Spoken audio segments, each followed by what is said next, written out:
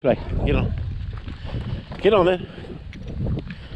So, we're out with the Dougie. The Dougie. The Mad Dougie. We're out with the Mad Dougie. And as you can see, nose down, wants to eat some shit. Come on in. Come on in. As you can see, the drive's come up. He's enjoying himself. He's running around. And we're in the woods. And I want him to enjoy himself. I want him to have a nice life. But he's got to listen to me. Now, I don't mind him getting out and running, but he's got to listen. And the only way I can give him freedom if I've got control. Come here! Come here! Sit! Get on there. And you can't control this dog if he doesn't want to listen. It's as simple as that. So I'm educating him. I've educated him in the yard. I've educated him in the field. He now comes out to this environment and he says, oh, this is fun. I want to do my own thing. I want to go off and wander and run around like a good one. Nothing wrong with that, but when I ask you to come back, son, you better come back. And I don't want him to be right at my feet. He doesn't need to be right at my feet. Look at him, look. He's looking to go. He's looking to say, I want freedom. This dog went to treat training classes, and treat training classes didn't work. He went to puppy school, and treat training didn't work. And unfortunately, with a dog the pace that he's got, he can cover ground like you've never seen before. And he could be gone. Simple as that. And that is a dangerous dog.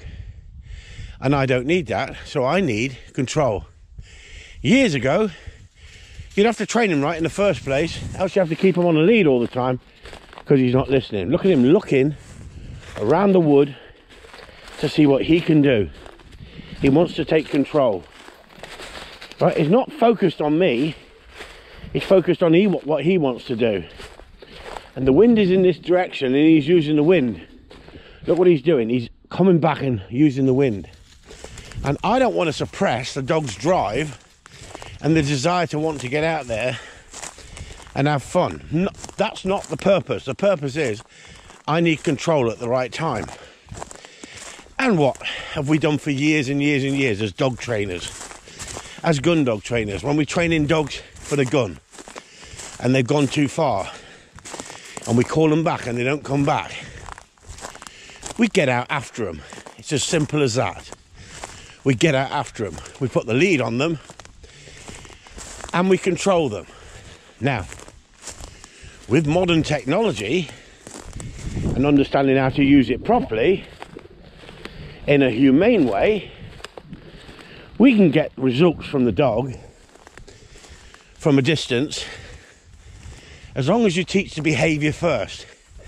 And I've spent over a month and a half now teaching the behaviour before bringing him out into this environment where he can wind a bird or a rabbit and pull onto it and say nothing to me. So I've conditioned him in a number of ways. I've conditioned him on the verbal cue. That means when I give him the command, he's got to follow through. I've also given him the whistle command. Let me show you.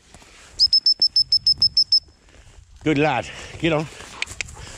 And I've not held him and locked him up. I've said, get on, go and play. He come back in when told on the whistle.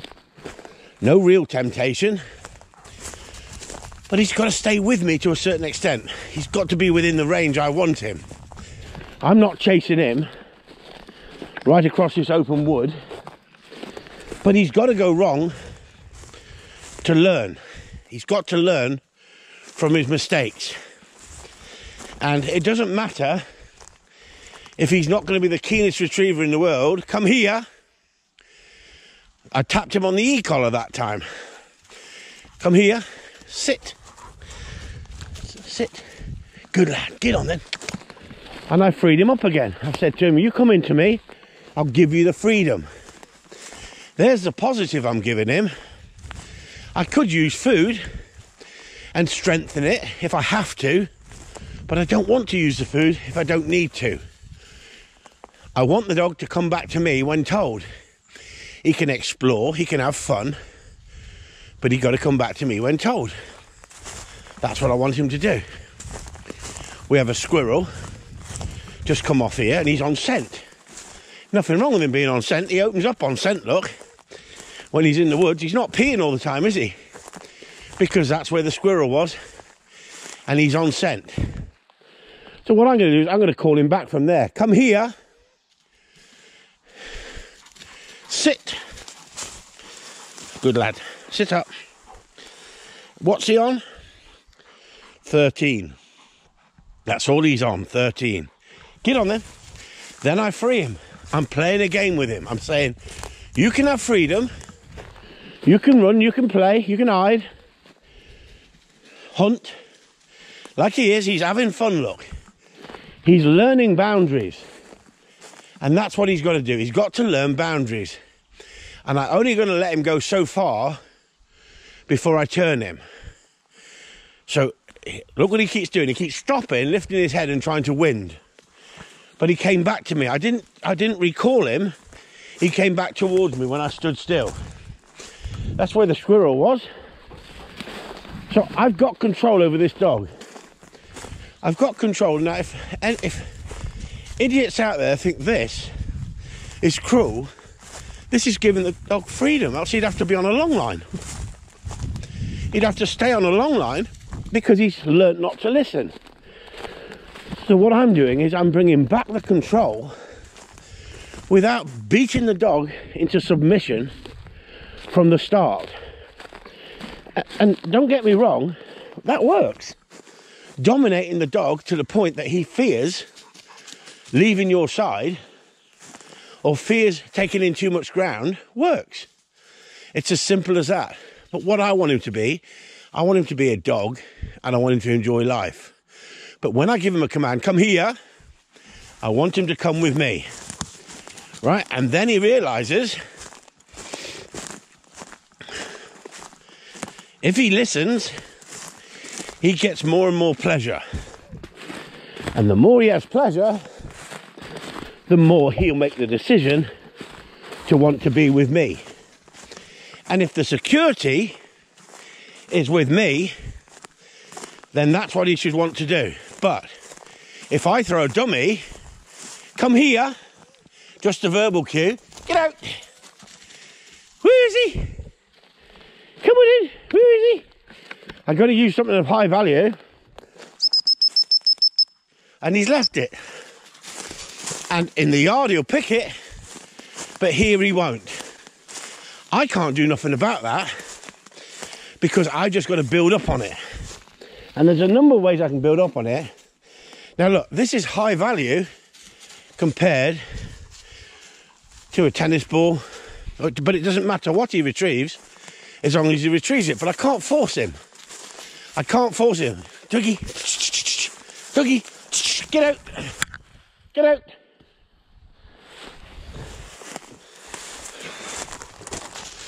Where is he?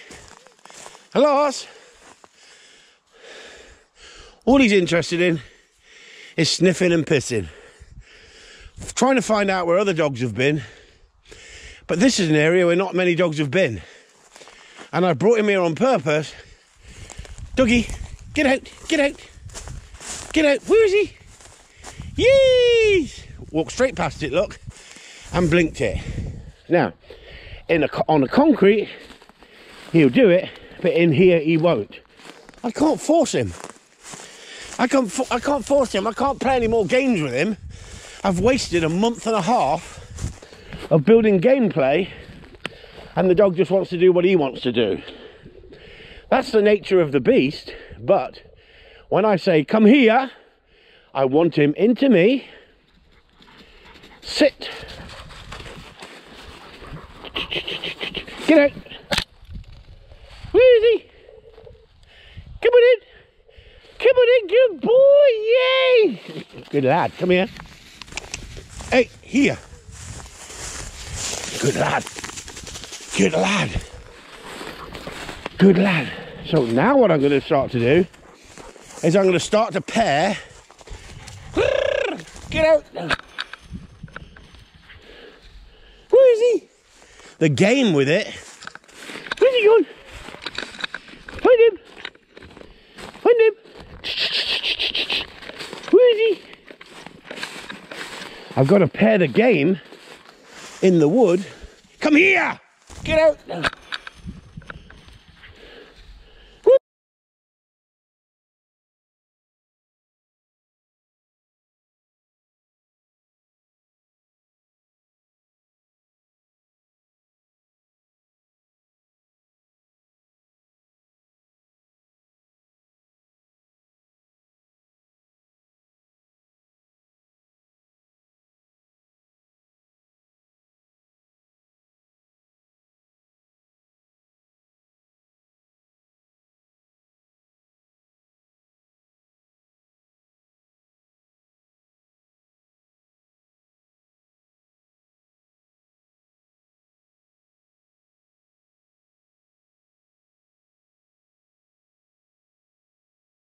The dog knows the command. I have no problem turning the collar up, giving him the command again, and I get the desired. So he chased deer there. Did you see that? I want the dog back into me. I do not want him to continue the chase. So I had to turn it up. I had to teach him that's unacceptable. I had to turn it up. And I don't want to, but he would have been gone there. He would have been gone. He sighted them deer and he was gone. So on camera, there you have it. He would have been gone. He sighted them deer and he was gone. So on camera, there you have it. An ideal situation that I needed the dog back. And I needed the dog back with me. Now look at him. Now he doesn't want to leave my side. Because at that point, I could turn it up because, and I'm back down again now, because he had to learn that that was totally unacceptable. That was a push the boundaries. Now, did I plan that? No. But there was a fine example that that dog could have run after those deer.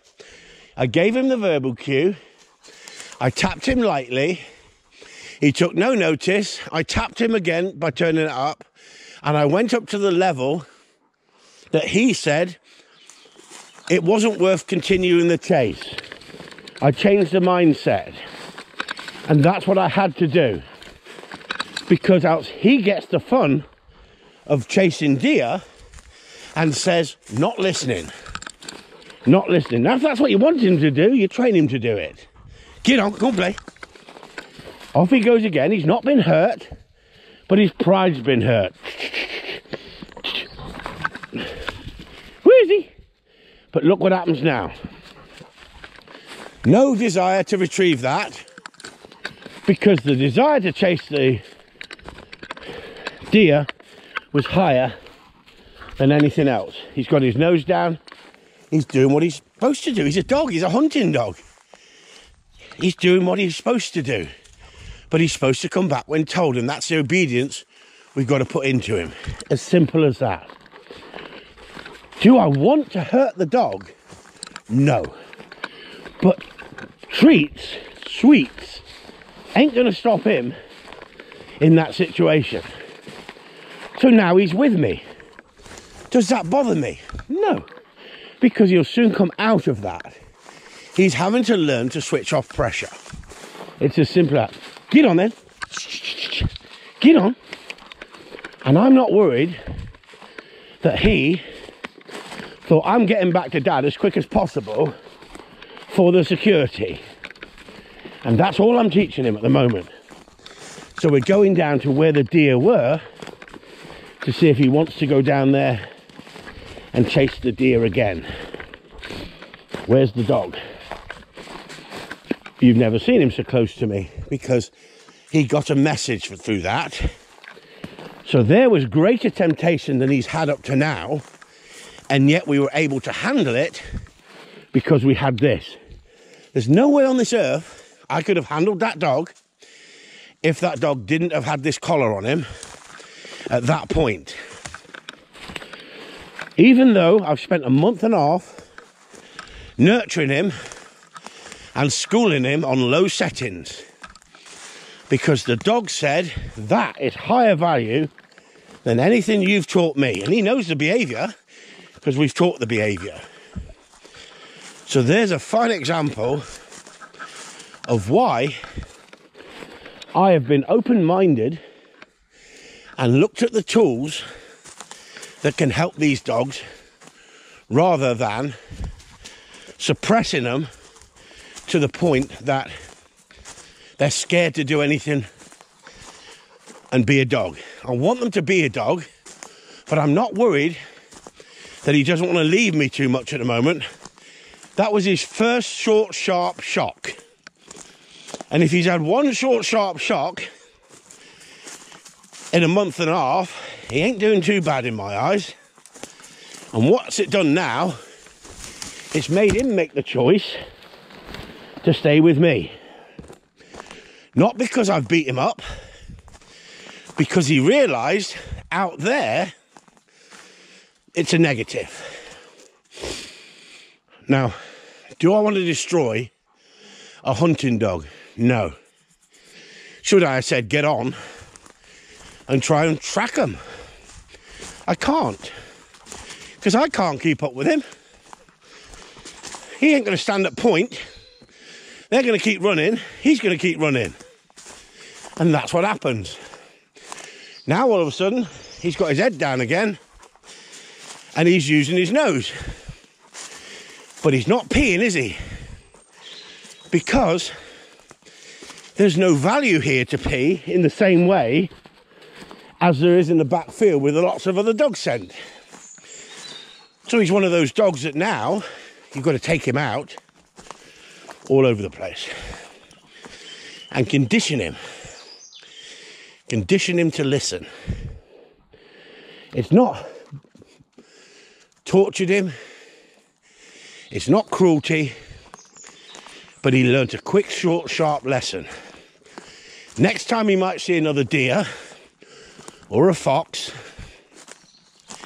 in the woods, he might think twice about racing after him if I give him the verbal cue. And the verbal cue was, come here. And he'll remember that pretty sharp now. He's not going to fear the word, but he's going to listen to the command. Does it mean I've nipped it in the butt completely? No. It means I used that situation to my advantage. The dog went wrong. I used correction at the right time. Am I worried about putting this up, this video? Not in the slightest. Why? Because I didn't hurt the dog, as in cruelty. I used a negative to gain a positive. Get on there. There he goes. Head down, nose down. Who is he? The confidence is coming back. He's following the foot scent. There you go. Good lad. Good lad. See the difference? I'm encouraging him when he's doing what I want him to do. Be a dog. When I ask him to do something, look, he's coming back automatically. I never touched him. But look, he's found the scent of the deer again. They went up into this top corner and his brain has taken over again to say, oh, I can track these. Come here. Good boy. I haven't touched the collar. I swear on my children's life, I did not touch the collar. All I did was tapped into the verbal cue again. The deer ran around here not knowing which way to go, And he's following the lines. And look at the confidence come back again. It bothered him for a couple of minutes. Does it mean he'll never chase again? No. But he learnt from that. So this time, I'm going to tap.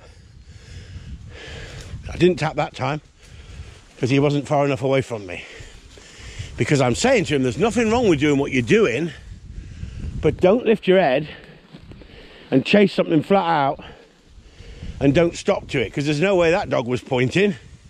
Come here. Watch the sharpness. Come here. Good lad. Sit. Good boy. There's the praise. Good lad. Get on then. It's all about understanding. It's all about timing. And it's all about knowing how to use the tools. And if we don't teach people how to use these tools, then these tools are dangerous in the wrong hands. Now, if a dog makes a slight yelp when you've had to turn it up, as long as you haven't suppressed the dog to the point that it's scared to do anything, then I'm not worried about that. And yet society says if the dog can be heard to be in pain, that's cruel. That's not acceptable.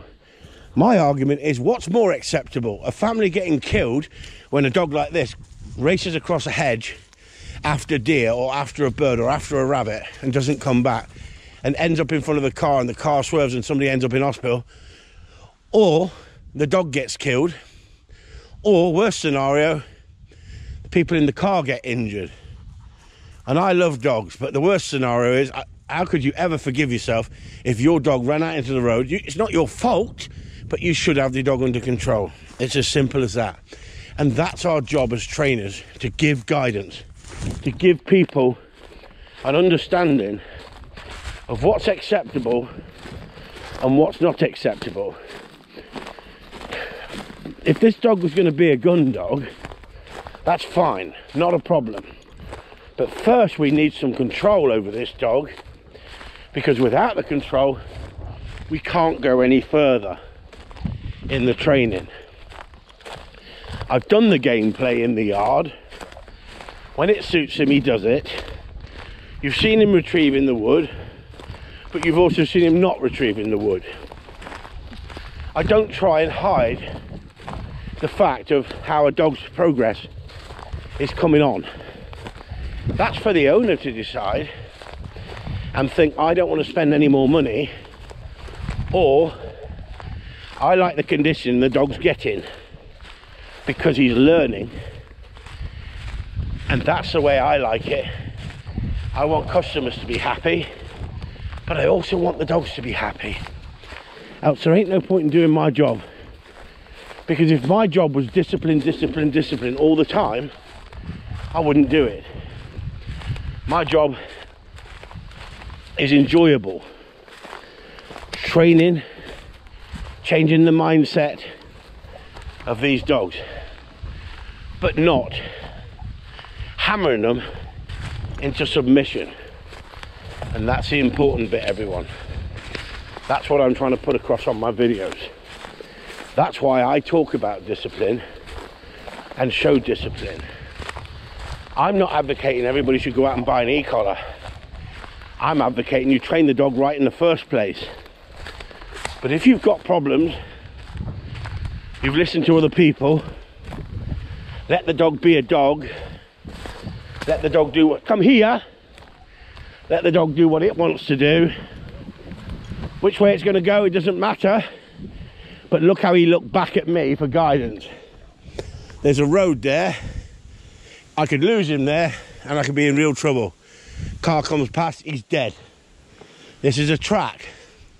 I can allow him to go further up the track if that's what he wants to do. Not a problem. But if I show leadership, he'll want to stay with me and want to be with me for the right reasons. Because of leadership. Not because I've bullied him into total submission. But look how pleasant it is now for me and this dog to go for a walk up through here And before, when he first came out, he was 100 miles an hour out in front. For a dog that's got very little drive until he wants to turn on the boosters, when he does turn on the boosters, I'm too old, too fat to catch the little bastard. So I have to outthink him. And that's all I've done, is I've outthought him. But he's a quick learner with discipline. But the discipline hasn't just been administrated straight away. I have trust because I built it up over a month and a half, nearly 2 months. And that's the difference. That is the difference. So now, me and the dog can go for a wonderful walk. And Jay and his family can do the same as this if they keep up the training and the conditioning that we're doing. Now, these two deer came out of here. I don't know where they went from once they came out of the wood. But if he went across an open field after him, I'd still be able to control him like I controlled him in the woods. That's the difference, everyone. That's the difference between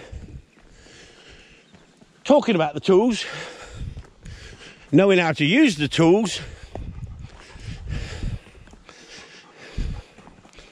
there you go. That's Chris Upton signing off with good boy, yes. There you go.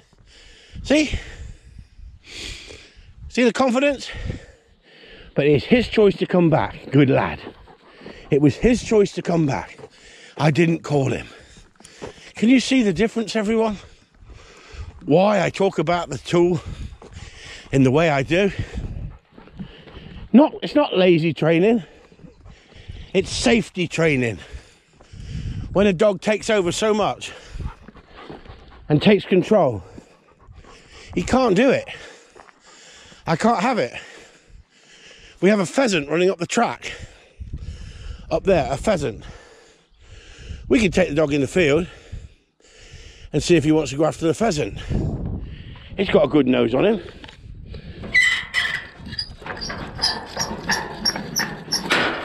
The wind's in the right direction.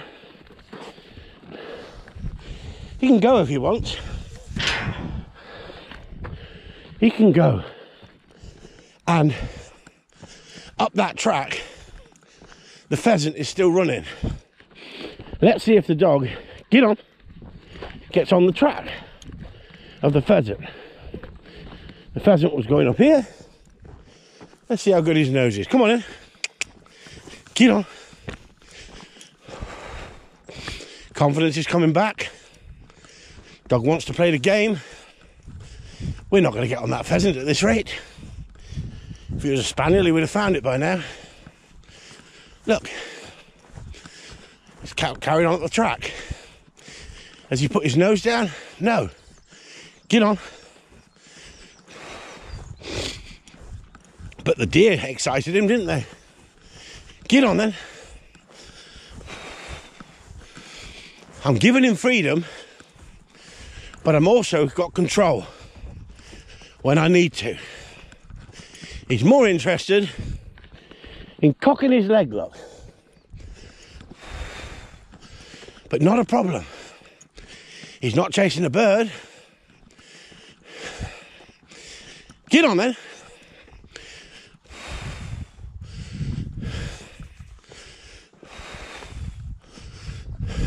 But I do know I've got control if I need it.